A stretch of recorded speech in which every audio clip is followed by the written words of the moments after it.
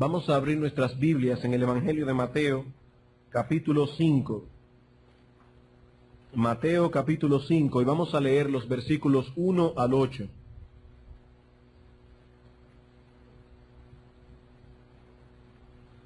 Viendo la multitud, subió al monte, y sentándose vinieron a él sus discípulos, y abriendo su boca les enseñaba diciendo: Bienaventurados los pobres en espíritu, porque de ellos es el reino de los cielos. Bienaventurados los que lloran, porque ellos recibirán consolación. Bienaventurados los mansos, porque ellos recibirán la tierra por heredad.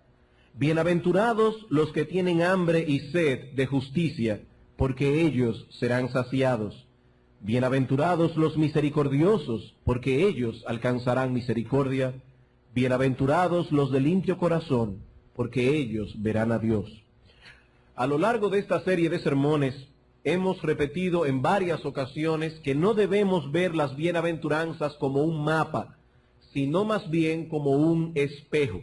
Y lo que queremos decir con esto es que la intención primaria de estas palabras no es la de trazar una ruta al pecador para guiarlo en su camino al reino de los cielos. El mensaje de las bienaventuranzas no es: haz esto y aquello y serás salvo. Tal cosa contradeciría la esencia del mensaje del Evangelio que tanto Cristo como los apóstoles predicaron. Por ejemplo, en Marcos capítulo 1, versículos 14 y 15, tenemos un resumen de ese Evangelio que Cristo predicó. Dice el Evangelio de Marcos: después que Juan fue encarcelado, Jesús vino a Galilea predicando el Evangelio del reino de Dios. ¿Y cuál es la esencia de ese Evangelio del reino de Dios? El tiempo se ha cumplido y el reino de Dios se ha acercado. Arrepentíos y creed en el Evangelio. He ahí la demanda doble de Cristo al pecador: arrepentíos y creed. Y cuando examinamos el mensaje de los apóstoles, nos topamos con los mismos elementos. En su predicación ellos no tenían problemas en intercambiar ambos conceptos, ya que la fe y el arrepentimiento se siguen una a la otra como la noche sigue al día. Por ejemplo, cuando el apóstol Pedro predicó el Evangelio por primera vez en el día de Pentecostés, muchos de los presentes experimentaron una profunda convicción de pecado, al punto que en su agonía preguntaron a los discípulos: varones, ¿qué haremos? Y la respuesta de Pedro no fue: bueno, lean el Sermón del Monte y esfuércense para cumplir sus demandas. La respuesta fue: arrepentíos, arrepentíos. Ese fue el mensaje de Pablo a los atenienses en Hechos capítulo 17, versículo 30. Pero Dios, habiendo pasado por alto los tiempos de esta ignorancia, ahora manda a todos los hombres en todo lugar que se arrepientan. No obstante, cuando el carcelero de Filipos preguntó al mismo Pablo y a su compañero Silas: señores, ¿qué debo hacer para ser salvo?, la respuesta del apóstol fue: cree, no arrepiéntete. Cree en el Señor Jesucristo y serás salvo. Y en Efesios capítulo 2, versículos 8 y 9 dice el mismo apóstol: porque por gracia sois salvos por medio de la fe. Y esto no de vosotros, porque es un don de Dios, es un regalo de Dios, no por obras para que nadie se gloríe. ¿Cuál es entonces la ruta al reino de los cielos? Arrepentíos y creed en el Evangelio. Fe y arrepentimiento, arrepentimiento y fe, dos gracias gemelas e inseparables. Donde quiera que haya arrepentimiento, hay fe. Donde quiera que hay fe, hay arrepentimiento. La Escritura no concibe una cosa sin la otra. Pero, del mismo modo, tampoco concibe una fe o un arrepentimiento que no se evidencien a través de frutos visibles. Como dice Santiago, la fe sin obras es una fe muerta. Y es precisamente en este punto donde entra en escena el famoso discurso de las bienaventuranzas. Esta sección del Sermón del Monte describe el carácter esencial de aquellos que han ejercido fe y arrepentimiento. Por eso decíamos hace un momento que las bienaventuranzas no son un mapa, sino un espejo. En esas palabras vemos el reflejo de aquellos que han entrado por la puerta estrecha y ahora son ciudadanos del reino de los cielos. Así como las naciones del mundo poseen ciertas características peculiares que conforman la idiosincrasia de sus ciudadanos, que identifican a los ciudadanos, así también el reino de los cielos posee sus características peculiares. Así como usted puede identificar a un dominicano en Londres, en medio de la niebla, usted puede identificar a los ciudadanos del reino de los cielos. ¿Por qué? Porque poseen tales características. Algunas serán más evidentes que otras, pero todas estarán allí en cierto grado. ¿Cuáles son estas características? Los ciudadanos del reino de los cielos, dice Cristo, son pobres en espíritu. Reconocen que espiritualmente se encuentran en una condición deplorable, miserable. Son hombres y mujeres que han aprendido a ver sus pecados bajo la óptica correcta. Y por eso lloran, dice el Señor. Lamentan su condición. Son mansos, suspiran por la justicia, son misericordiosos y compasivos, se esfuerzan por aliviar el dolor y la miseria de los demás. Todo eso es parte de las características que identifican a los ciudadanos del reino. Pero ahora, el Señor Jesucristo avanza un paso más adelante y nos dice también que los ciudadanos del reino de los cielos son puros de corazón. Puros de corazón. Y más aún nos dice que precisamente por eso son bienaventurados. Que precisamente por eso son felices. Y una vez más, hermanos y amigos, nos encontramos con el mismo antagonismo que hemos visto vez tras vez en estas bienaventuranzas entre dos filosofías de vida que son completamente irreconciliables. El mensaje de Cristo en esta sección del Sermón del Monte es totalmente opuesto al mensaje del hombre natural. Cristo dice que los puros de corazón son felices, serán felices. De hecho, son los únicos que conocerán la verdadera felicidad. Pero vivimos en un mundo tan agresivo y tan perverso que cualquiera diría que para ser felices no se puede ser demasiado bueno ni demasiado íntegro. El mundo nos dice que debemos tener ciertas virtudes. Ellos dicen eso, pero al mismo tiempo nos advierten del peligro de ser excesivamente virtuosos. Es un pecado ser demasiado buenos en este mundo. El hombre feliz, de acuerdo al mundo, es aquel que posee cierto grado de malicia, lo suficiente como para poder obtener lo que desea, cuando lo desea y cómo lo desea.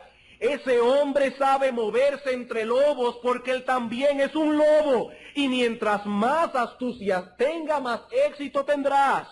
Y por lo tanto serás más feliz. Pero Cristo dice algo muy distinto aquí. La verdadera felicidad es para los puros de corazón. Ellos y solo ellos serán bienaventurados. Porque ellos y solo ellos verán a Dios. ¿Y los demás? Los demás están condenados a vivir vidas miserables y desgraciadas, sin esperanza y sin Dios en el mundo. Ahora bien, ¿qué significan realmente esas palabras de Cristo en Mateo 5:8? ¿Qué cosa es ser puro de corazón? ¿En qué sentido esas personas son bienaventuradas? O lo que confieso que es mucho más difícil de comprender, ¿cuál es el significado de la promesa que está en el texto? ¿Cómo es eso de que los puros de corazón verán a Dios? Si la Biblia dice claramente que a Dios nadie lo ha visto ni lo podrá ver jamás. ¿Cómo es esto de que los puros de corazón verán a Dios? Hermanos, sin temor a equivocarnos, podemos decir que esta sexta bienaventuranza es la más profunda y la más difícil de todas. Martin Lloyd-Jones, el famoso predicador inglés, dice al respecto: nadie jamás podrá explicar el significado completo de este versículo. A pesar de todo lo que se ha escrito y predicado, sigue escapándosenos de las manos. Y John MacArthur escribió en un tono similar: hay algunas verdades en la Biblia que usted puede manejar, Otras siente que puede tomar la idea y transmitirla. Pero hay otras que parecen pozos sin fondo, pozos cuyas profundidades no son medibles, verdades de envergadura que son imposibles de abarcar. Bienaventurados los puros de corazón, porque ellos verán a Dios. Es una de esas verdades. Intentar explicar una afirmación tan increíble, y entiendo que el autor está usando la palabra increíble, no en el sentido de que no se puede creer, sino en el sentido de grandioso. Intentar explicar una afirmación tan increíble en solo un breve capítulo del libro que él escribió es casi un insulto a Dios y al poder, profundidad y penetración de su palabra. Esta es una de las grandes declaraciones de toda la Biblia. Se extiende sobre todas las otras cosas reveladas en la Escritura. El tema de la limpieza de corazón como una condición necesaria para ver a Dios es vasto e infinito y envuelve casi todos los hilos bíblicos. Termina la cita. Como ustedes comprenderán, al sumergirnos en estas aguas hoy en la mañana, reconocemos nuestras limitaciones, por lo que nos hemos servido en el día de hoy de dos sermones que el pastor Albert Martin predicó de este asunto hace unos años atrás, y yo me he tomado la libertad de tomar prestada la estructura general de ambos mensajes, y por razón de conciencia yo quisiera reconocer esto públicamente, que hemos tomado en esta mañana la estructura general de los sermones que el pastor Martin escribió. Esta estructura no es mía. En el sermón de hoy queremos responder dos preguntas. En primer lugar, ¿qué es ser puro de corazón? ¿Qué es ser puro de corazón? Y en segundo lugar, ¿cómo se obtiene esa pureza? La semana próxima, si el Señor lo permite, enfocaremos dos preguntas más. Vamos a ver entonces, en primer lugar, ¿qué es ser puro de corazón? Bueno, en primer lugar, es una pureza que toca el centro de nuestra personalidad. Es una pureza que toca el centro de nuestra personalidad. Y al decir esto, estamos explicando aquí en la expresión la palabra corazón. Es una pureza de corazón. Cuando la Escritura habla de corazón, no se está refiriendo a ese órgano vital que bombea la sangre a través del sistema circulatorio. El corazón en la cultura hebrea es el asiento de nuestra personalidad, incluyendo la mente o intelecto, la voluntad y las emociones. En otras palabras, lo que nosotros pensamos, decidimos, sentimos, es una manifestación de lo que somos. Y el centro de lo que somos es lo que la Biblia llama el corazón. Por eso es que Salomón nos dice en Proverbios 4:23 que debemos guardar el corazón por encima de todas las cosas, con diligencia, porque de él fluye la vida. Todo cuanto hacemos y pensamos fluye de nuestra personalidad, de nuestro ser interior. Y es precisamente acerca de ese lugar que Cristo habla en nuestro texto al mencionar el corazón. La pureza de la que habla Cristo en esta bienaventuranza no es externa. Es la pureza que alcanza las partes más íntimas de nuestro ser. Es en el corazón donde el Evangelio trabaja. El Evangelio, dice Pablo en Romanos, es poder de Dios para salvación. Un poder que es capaz de transformar el corazón del hombre y no simplemente su apariencia externa. Si el Evangelio no pudiera llegar al centro de la personalidad, no podría hacer nada por nosotros, porque es allí precisamente donde radica nuestro verdadero problema. ¿Qué quiero decir con esto? Que el pecado no está en nuestras manos, es decir, en las cosas que hacemos. El pecado no está en la cabeza, es decir, en las cosas que pensamos. El pecado no está en nuestros pies, es decir, los lugares que visitamos. El pecado reside en el corazón. Como dice el profeta Jeremías, engañoso es el corazón, engañoso más que todas las cosas y perverso. ¿Quién lo conocerá? O como dice el texto hebreo, desesperadamente enfermo está el corazón. Jeremías estaba ministrando en medio de una generación muy corrompida. Seguramente estos israelitas tenían pensamientos pecaminosos, hacían cosas con sus manos y con sus pies que no se debían hacer, pero el profeta declara que el problema de estos hombres no estaba en la cabeza, no estaba en las manos, no estaba en los pies, estaba en el corazón. Marcos capítulo 7. Evangelio de Marcos capítulo 7. Este capítulo se inicia con una confrontación entre Cristo y los fariseos, una de las tantas que tuvieron.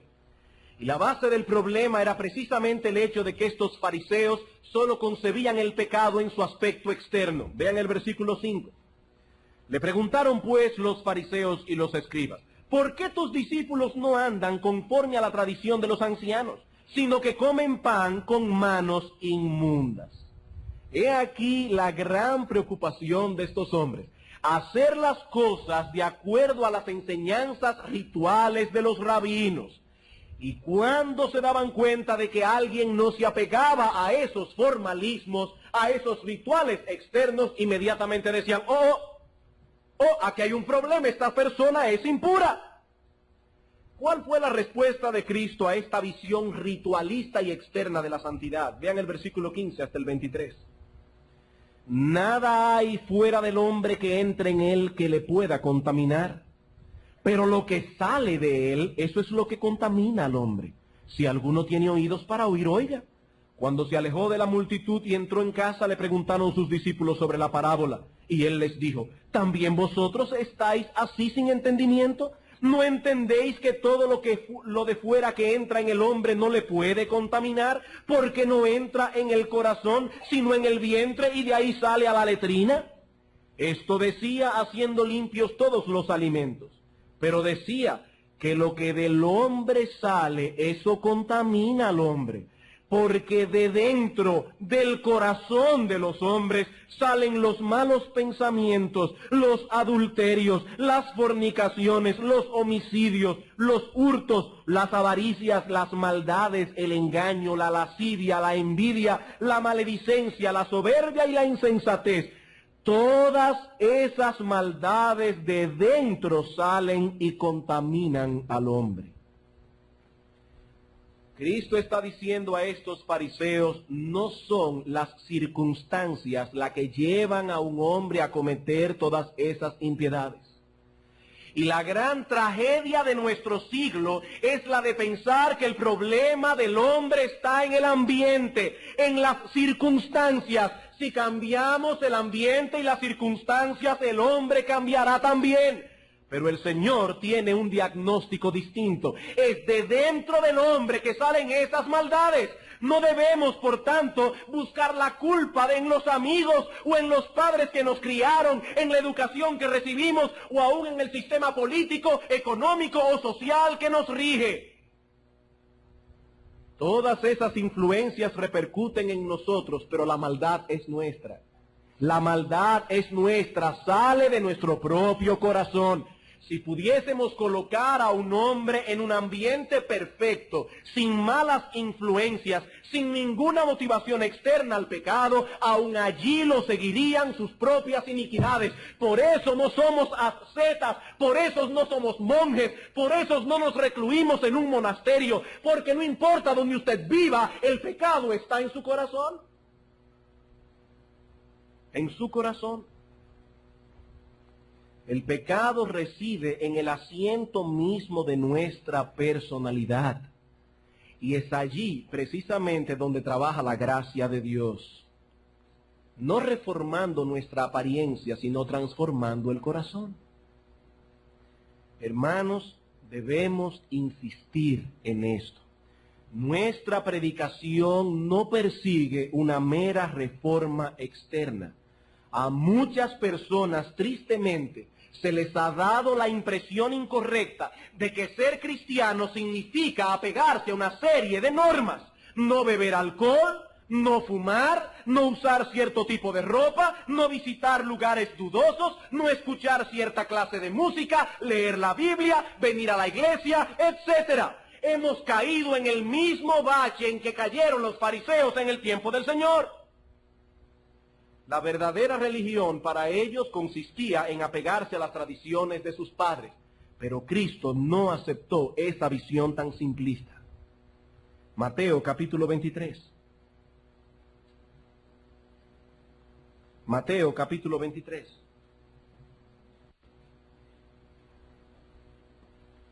Versículos 25 al 28.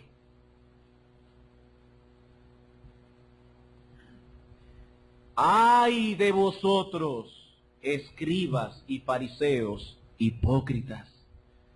Porque diezmáis la menta y el eneldo y el comino, y dejáis lo más importante de la ley, la justicia, la misericordia y la fe. Esto era necesario hacer sin dejar de hacer aquello. Versículo 25. ¡Ay de vosotros, escribas y fariseos, hipócritas!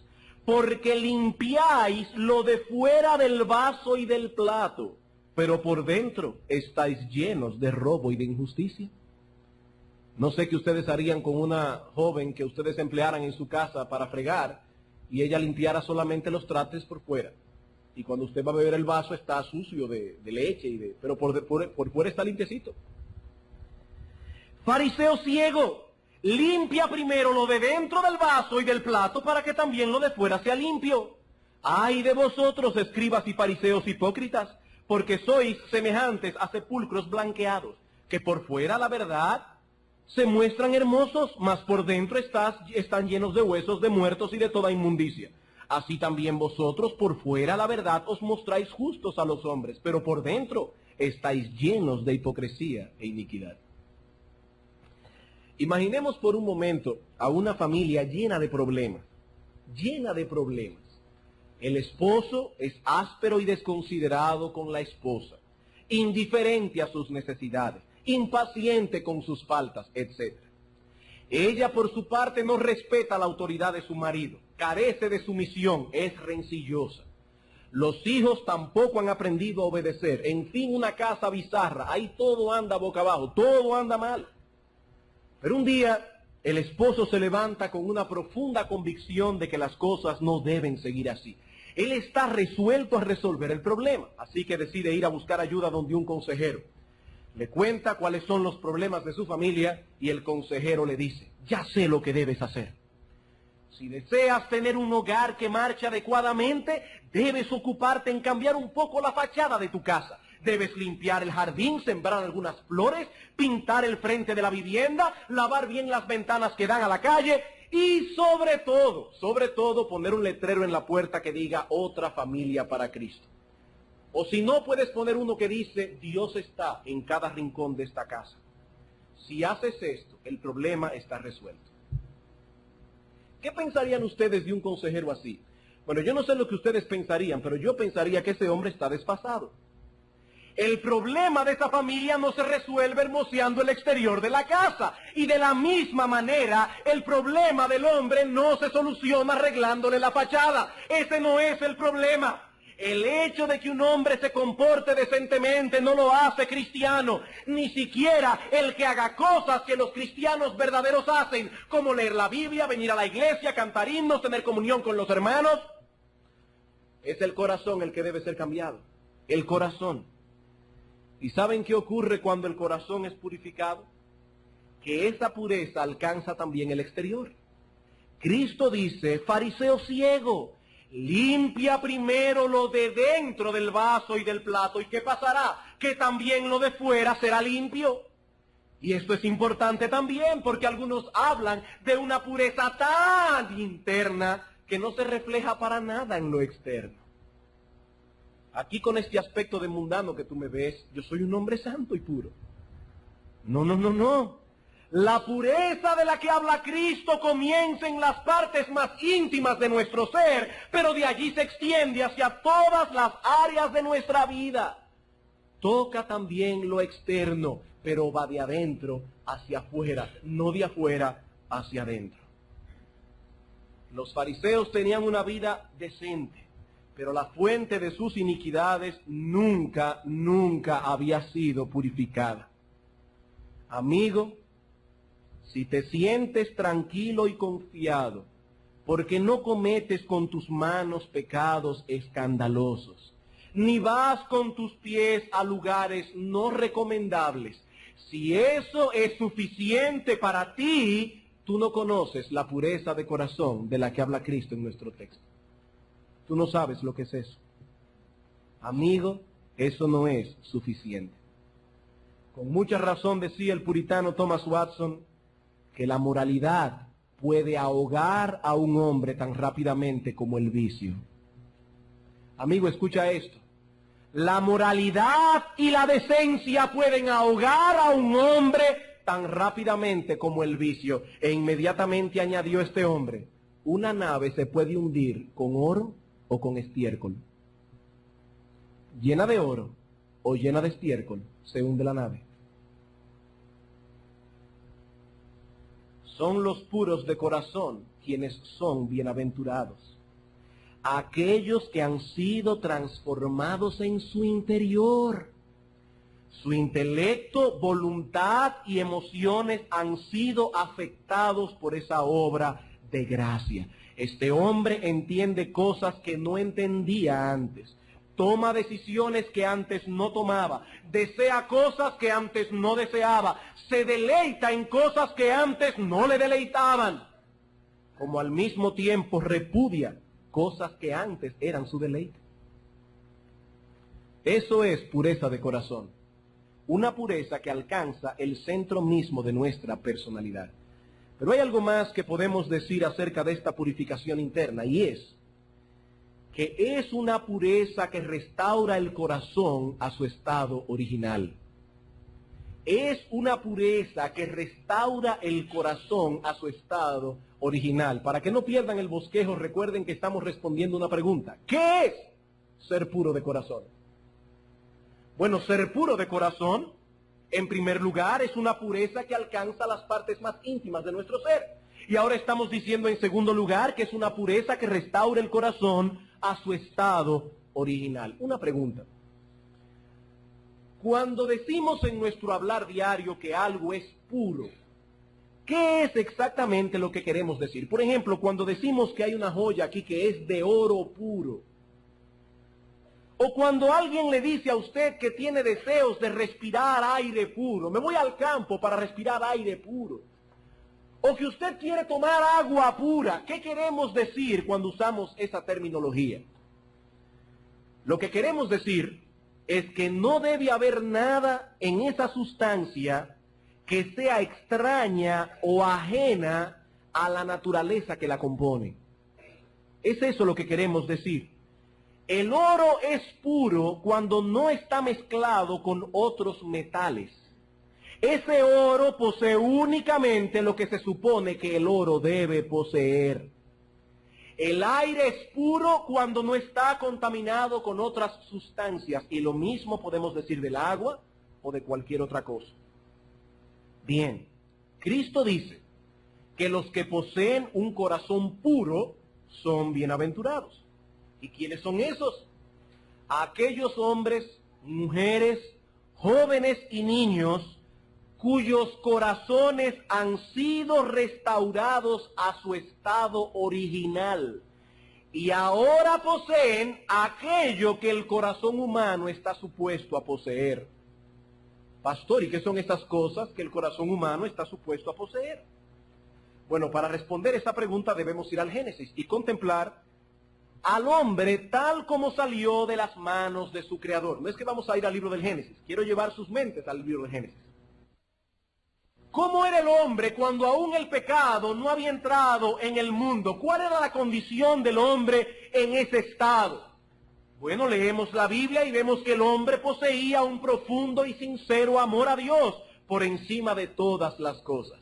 Adán y Eva se deleitaban teniendo comunión con él. De sus corazones solo fluía un intenso deseo de obedecerle, de agradarle. Hasta ese momento ninguno de los dos podían concebir la idea de hacer algo que obstaculizara su comunión con Dios, algo que los alejara de Él.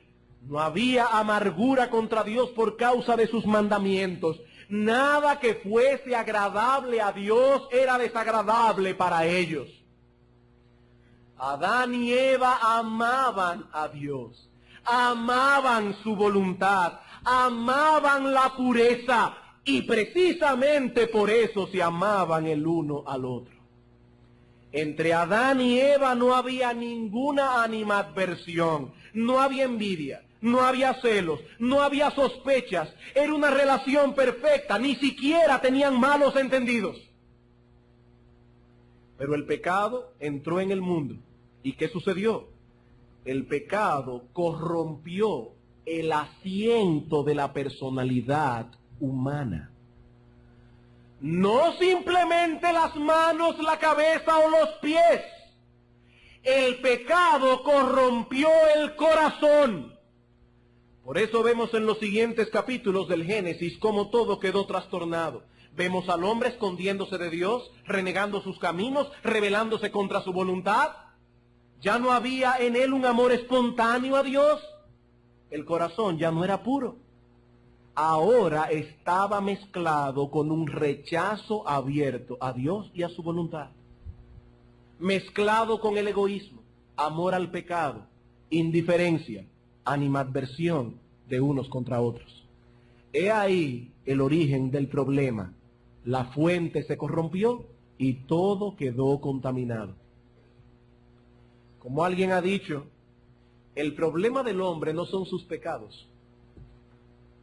Escuchen esto con atención. El problema del hombre no son sus pecados, sino el pecado. El pecado. En otras palabras, nuestra situación no es grave porque cometemos ciertos pecados. La situación es grave por el hecho de que el pecado ha tomado el centro de nuestra vida y de allí emanan todos esos pecados particulares que cometemos a diario. El problema entonces no son los pecados, es el pecado. Aquellos pecados son consecuencias del pecado que está aquí adentro.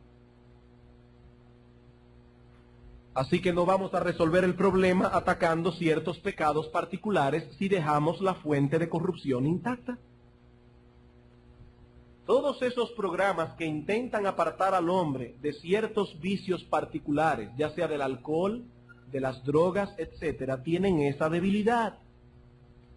Puede ser que tengan éxito erradicando este vicio o aquel vicio, pero no pueden apartar a ese hombre de una vida centrada en sí mismo, y ese es precisamente el problema. El corazón de ese hombre sigue dañado, ya no tiene el vicio aquel, pero su corazón sigue igualito de dañado y seguirá cometiendo otros pecados. Ese hombre no puede amar a Dios por encima de todas las cosas, ni puede amar al prójimo como a sí mismo. En otras palabras, esos programas pueden reformar, pero no transformar. Pueden reformar, cambiar la fachada, pero no el corazón. Y lo mismo podemos decir de la psiquiatría, de la psicología y de todas esas filosofías modernas que pretenden proveer cierta paz al hombre. El pensamiento positivo, la meditación trascendental y un asunto nuevo que yo no recuerdo bien el nombre, pero se llama algo así como camino. Esas cosas no pueden hacer nada por el hombre porque no pueden cambiar el corazón. Eso es meramente una lavandería de seres humanos. Pero nunca, nunca obrarán en el verdadero problema del hombre. Nunca. Ninguna de esas cosas pueden alcanzar el corazón. Atacan la fiebre, pero dejan la infección intacta. Hasta que el corazón no se ha llevado a su estado original, cuando el hombre se deleitaba en tener comunión con Dios, en cumplir su voluntad, el problema no ha sido resuelto. Pero pastor, ¿y cómo puedo yo limpiar mi corazón? Precisamente ahí radica la gravedad del problema, que tú no puedes hacerlo. Ningún hombre puede hacer tal cosa por sí mismo. En Job capítulo 14, versículo 4, encontramos una pregunta que el mismo pasaje responde. Job se pregunta, ¿quién hará limpio lo inmundo? Y él mismo responde, nadie. Nadie. Y en un tono similar el profeta Jeremías se pregunta, ¿mudará el etíope su piel? ¿O podremos hacer que un leopardo se le quiten las manchas? Ni con todos los restregadores azules que usted le pueda meter, no podrá hacerlo. Así también, dice Jeremías, podréis vosotros hacer el bien, estando habituados a hacer mal. Pero ni Job ni Jeremías fueron tan explícitos como el Señor Jesucristo en Mateo 12:34. Generación de víboras, dice el Señor, ¿cómo podéis hablar lo bueno siendo malos? Eso dijo Cristo. No podemos esperar, dice el Señor, que una víbora actúe como un cordero, a menos que sea transformada en un cordero. Pero vuelvo a preguntar, ¿y cómo ocurre una transformación tan profunda en la naturaleza humana? Bueno, eso nos lleva a nuestro segundo punto, nuestra segunda pregunta. ¿Cómo puede ser purificado el corazón? Ya hemos visto qué es ser puro de corazón. Veamos ahora más brevemente cómo puede ser purificado el corazón. Y lo primero que debemos decir al respecto es que solo Dios puede hacer eso. Solo Dios puede hacer eso. Esa fue la enseñanza que tanto asombró a Nicodemo en Juan capítulo 3. Nicodemo era un fariseo a carta cabal, un hombre moralista, decente y religioso. Tenía todo lo que el mundo admira en un hombre, pero Cristo vio a este hombre por una óptica muy diferente. Juan capítulo 3, versículos 1 al 6. Había un hombre de los fariseos que se llamaba Nicodemo, un principal entre los judíos. Este vino a Jesús de noche y le dijo: Rabí, sabemos que has venido de Dios como maestro, porque nadie puede hacer estas señales que tú haces si no está Dios con él. Respondiendo Jesús le dijo: de cierto te digo, que el que no naciere de nuevo no puede ver el reino de Dios. Nicodemo le dijo: ¿cómo puede un hombre nacer siendo viejo? ¿Puede acaso entrar por segunda vez en el vientre de su madre y nacer?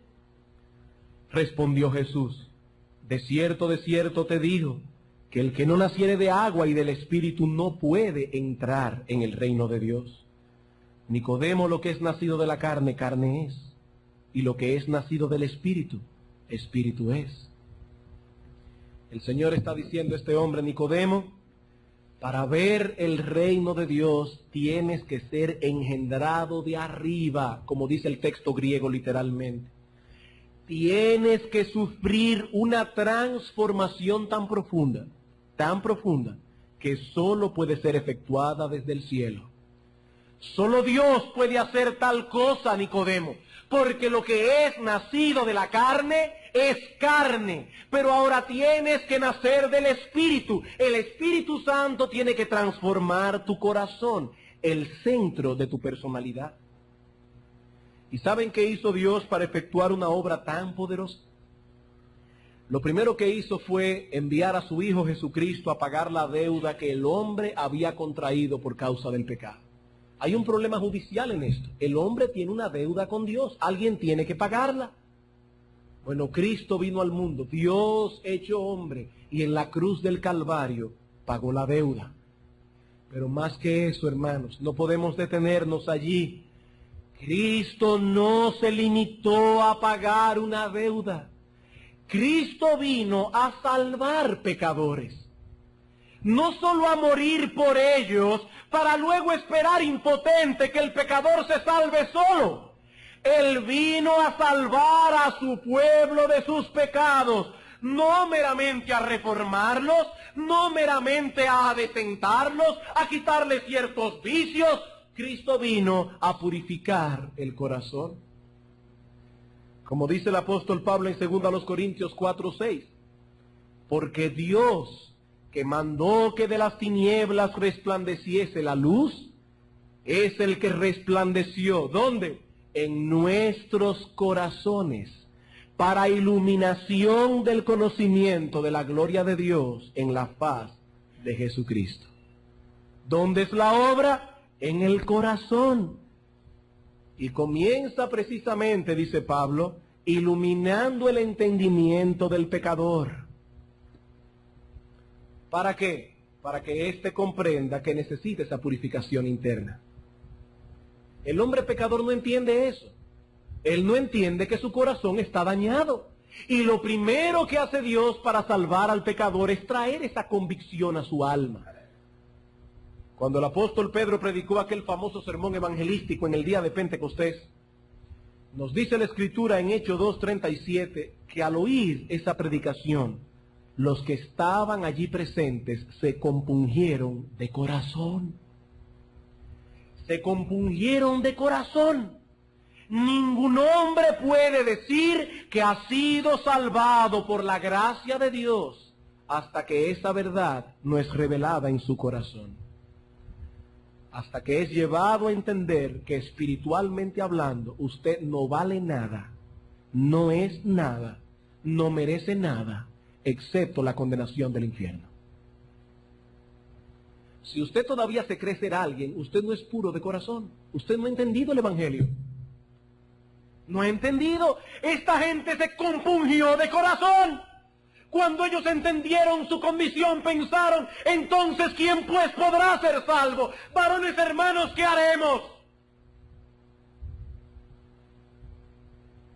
Y como este hombre sabe ahora lo que no sabía antes, que él por sí mismo no puede hacer nada excepto confiar en lo que otro ha hecho por él, entonces este hombre es guiado a ejercer fe. Él ya sabe que no puede seguir confiando en sí mismo. Y cuando Dios lo lleva y lo mueve a entender lo que Él es, ese hombre es guiado, es llevado a ejercer fe. Y escuchen ahora esto, la fe es precisamente el instrumento que Dios usa para purificar el corazón. En Hechos capítulo 15 se narra un problema que hubo entre los cristianos primitivos. ¿Cuál era el estatus de los creyentes gentiles en medio de la iglesia? El apóstol Pedro se paró en medio de la reunión y dijo, Dios que conoce los corazones, a ellos los gentiles les dio testimonio, dándoles el Espíritu Santo lo mismo que a nosotros. Y añade Pedro, y ninguna diferencia hizo entre nosotros y ellos, purificando por la fe sus corazones. Purificando por la fe sus corazones. Pero ¿cómo puede un hombre ser llevado a tener fe en Cristo si ese hombre todavía tiene fe en sí mismo? Si ese hombre todavía está confiando en su decencia, si ese hombre todavía está confiando en su moralidad, lo primero que tiene que hacer Dios es aplastar su orgullo, es hacerle entender que usted no es nadie.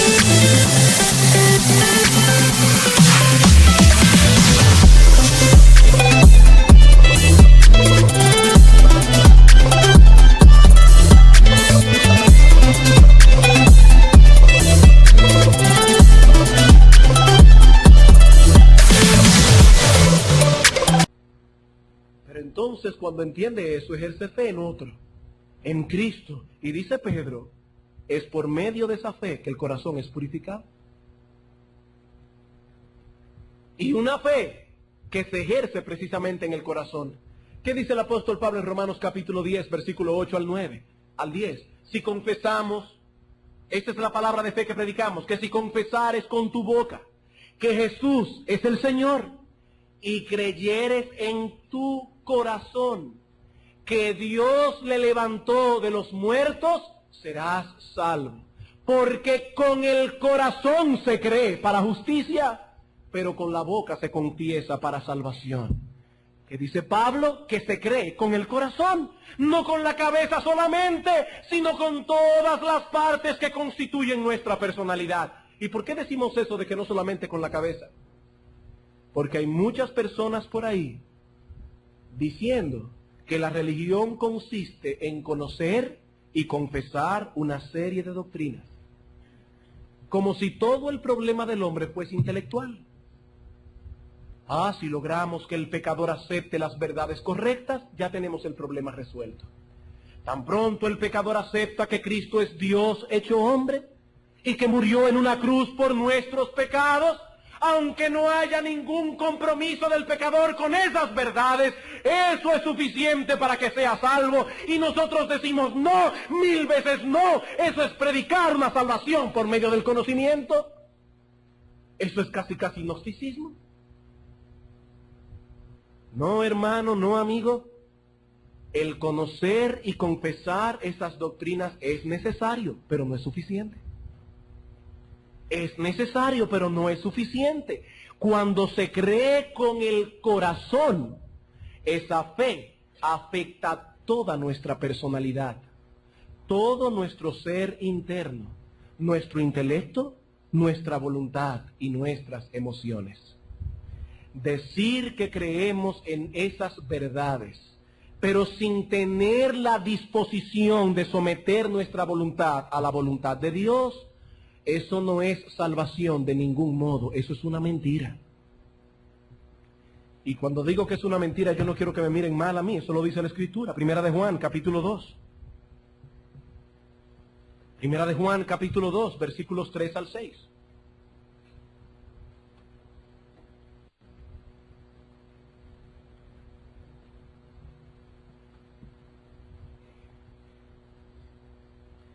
Y en esto sabemos que nosotros le conocemos. ¿En qué? Si guardamos sus mandamientos. El que dice, yo le conozco, y no guarda sus mandamientos, el tal es mentiroso. Y la verdad no está en él. Pero el que guarda su palabra, en este verdaderamente el amor de Dios se ha perfeccionado. Por esto sabemos que estamos en él. El que dice que permanece en él, debe andar como él anduvo. Cristo dijo, bienaventurados los puros de corazón. ¿Y qué es el corazón? El centro de nuestra personalidad, de todo nuestro ser.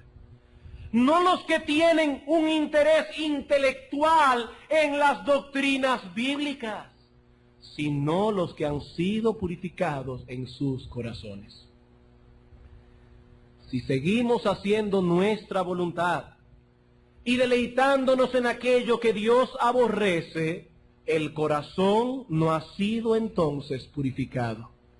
Y si el corazón no ha sido purificado, no tenemos derecho alguno de albergar la esperanza de ver a Dios algún día. Porque la Escritura dice en Hebreos 12:14 que sin santidad nadie verá al Señor. Y nadie es un término muy absoluto. Sin santidad nadie verá al Señor. Y ahora yo te pregunto, amigo, ¿has sido hecho tú partícipe de esa obra de gracia? ¿Conoces tú esa lucha que caracteriza al creyente? Porque él desea hacer la voluntad de Dios, pero el pecado que aún mora en él intenta arrastrarlo hacia la maldad otra vez. Tú conoces esa lucha interna. Los puros de corazón anhelan obedecer a Dios. Los puros de corazón se entristecen cuando perciben la tendencia al mal que todavía mora en ellos.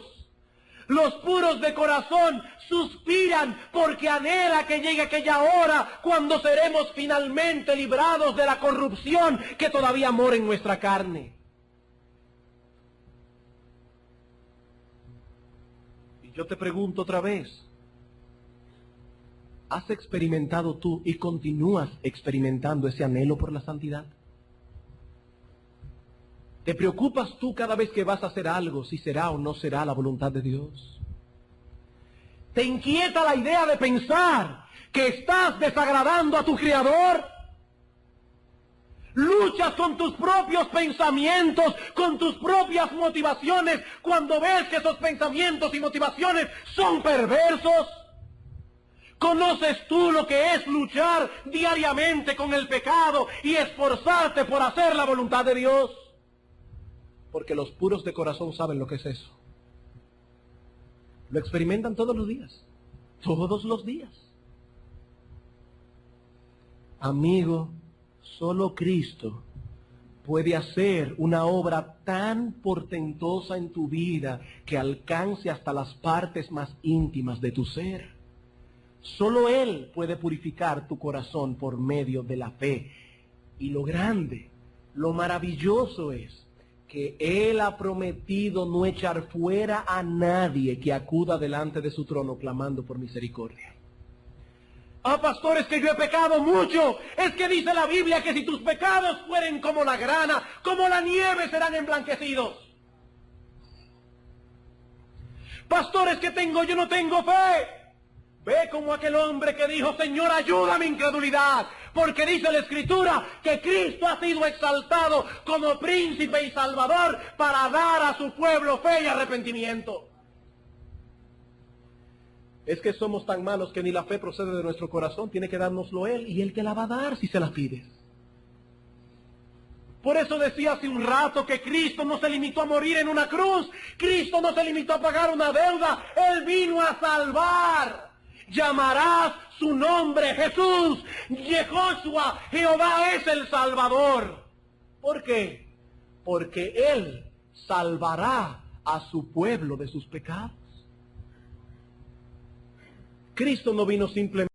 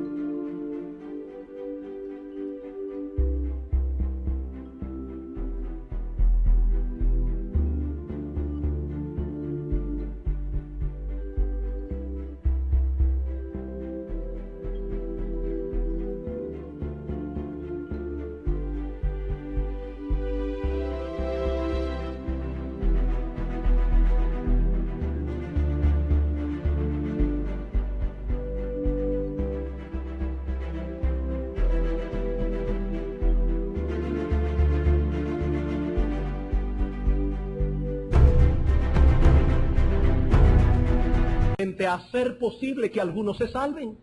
Él vino a salvar. Amigo, no pretendas limpiarte tú mismo para entonces venir a Cristo, porque no podrás hacerlo. No podrás hacerlo, esa obra está fuera de tu alcance. Más bien debes ir a Él reconociendo tu impotencia y pidiéndole que te salve. Dice la Escritura que Él es poderoso para salvar perpetuamente a los que por Él se acercan a Dios. Y Cristo dijo en una ocasión, yo soy el camino, la verdad, la vida. Nadie viene al Padre sino por mí. Y en otro lugar dijo, yo soy la puerta. La puerta, el que por mí entrare será salvo. Entrará y saldrá y hallará pastos. Que el Señor obre esa convicción en algunos aquí y los traiga en esta mañana humillados a los pies de Cristo clamando por misericordia. Vamos a orar.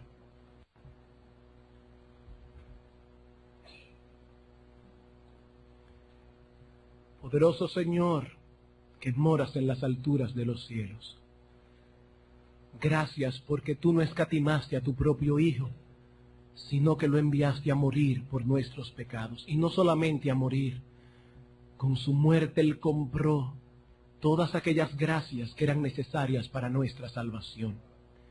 Gracias, oh Señor, porque Cristo en la cruz compró nuestro arrepentimiento, compró fe para nosotros, compró adopción, justificación, santificación, glorificación. Y ahora, oh Señor, nosotros pedimos por aquellos que están aquí en esta mañana. sin Cristo, sin esperanza y sin Dios en el mundo. Oh Dios bendito, haz una obra en ellos y hazles reconocer su impotencia. Que ellos vengan también hoy humillados a los pies de Cristo, confiados en la promesa que Él ha hecho, de que nadie que viene a Él será echado fuera. Gracias, oh Señor, porque tu brazo es poderoso para salvar perpetuamente a los que se acercan a ti por medio de Cristo. Bendícenos ahora, oh Dios. Permite que esta tarde nosotros volvamos otra vez, con el corazón y la mente preparados para recibir tu palabra en el corazón. Sé con nosotros ahora, Señor. Te lo pedimos en Jesús.